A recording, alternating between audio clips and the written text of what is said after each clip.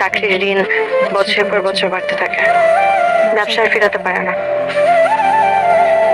হয়তো এইসব চিন্তায় প্যারালাইজড হয়ে বাকিটা জীবন কাটাচ্ছে। জানো, শুধুমাত্র আমার মামার মুখের দিকে তাকিয়ে আমি এই নরক থেকে বের হতে পারছি না। সেদিন তোমার কষ্টটা আমি বুঝি। আমাকে প্রতিদিন কি পরিমাণ ধকলশতা এটা আমি অনুভব করি।